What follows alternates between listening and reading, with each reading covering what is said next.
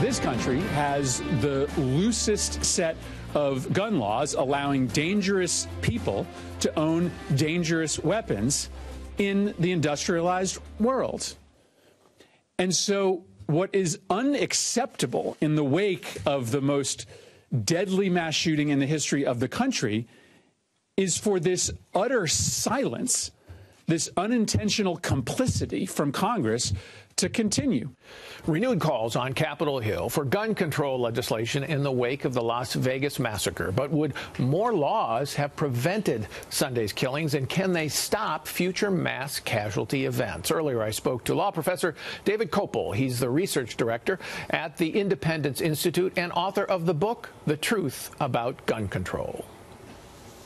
David Kopel, welcome. Good to have you with us. New calls for gun control in the wake of Las Vegas. I want to take these arguments, if we can, based on what we know, one by one. So let's start with automatic weapons. If Stephen Paddock had automatic weapons, that was illegal under the law, correct? Yes. A 1986 federal law said that no new automatics can be sold to anyone in the public. And ever since 1934, even owning an old one has been a process that requires about 9 months to get federal permission to do so. Okay, so let's go to semi-automatic weapons, which means you can file with a single pull of the trigger, one shot. Now, he had a lot of those, apparently, including some AR-15s, which are a popular form of semi-automatic weapon. If he adapted those to be able to make more rapid firing like an automatic weapon, that's also illegal under federal law, right?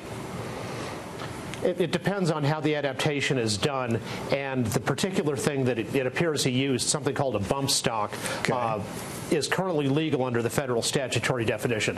I think that's something that Congress should have hearings on. Okay, let's talk about that, because that's gotten a lot of attention. Why would a normal person who has a rifle want to use a bump stock?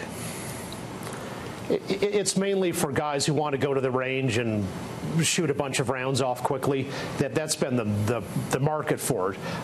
It's not something that degrades the accuracy of the gun, so it makes it less useful for self-defense, and obviously it would be unlawful probably to use it in hunting.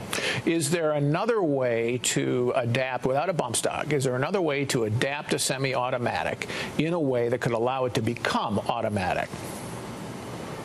There are conversion kits which genuinely change a semi-automatic into a fully automatic, but those are already regulated the same as a real automatic. So post-1986, it's impossible to buy a new one. Okay, but if you're a determined killer, you're somebody like Paddock, you can find a way, can you not, to take a semi-automatic weapon and turn it into a rapid-fire automatic? Well, you could go to someone who's sophisticated with machine shop skills, and if they can work down to tolerances of a thousandth of an inch, it's possible to do that modification with tools. Okay. So I think what a lot of people who are just average citizens who say, you know what, I want to go to a concert which is safe. I don't want to have to worry about my son or daughter getting shot at a public event, a country music concert or something else. They say, you know, do we really need rifles like the AR-15 to be legal? Why not ban them all? So you can't run the risk of anybody being able to adapt them into a truly killing machine. You can understand why people think that, because this seems so incomprehensible. And as you say, people have a right to be safe when they're out in public places. But if you're going to go down that road, which Australia went down, then you're talking about gun confiscation from tens of millions of people, and that's unlikely to work out. The drug war hasn't been too successful in this country, and this would be something much, much worse than that. Besides getting rid of the Second Amendment, we'd probably have to get rid of the Fourth and Fifth Amendment, too. So your argument is that it's illegal, would be illegal under the Second Amendment to ban these kinds of guns in the first place, but also even if you did succeed in changing the Second Amendment or passing a law that the court said was legal, you'd have a major problem just politically on your hands getting hold of those guns. Yeah, this is a country that was founded in part in 1775 when the gun confiscation program was implemented at Lexington and Concord, and people didn't like it then. This is something that would really cause a lot of danger for law enforcement if they were ever forced to go out and try to confiscate guns from the public. Well, Australia did it. As you know, they outlawed many guns in the 1990s, and they had a big buyback program where the government went out and purchased guns. I think they purchased something like more than 650,000 guns. A lot of people point to Australia and say, you know what, that actually worked. They haven't had the same kind of mass casualty events that we've had here in the United States. What's your response to that? Well, the fact you say is true, although New Zealand also hasn't had those kinds of mass casualty events. And New Zealand didn't change its gun laws.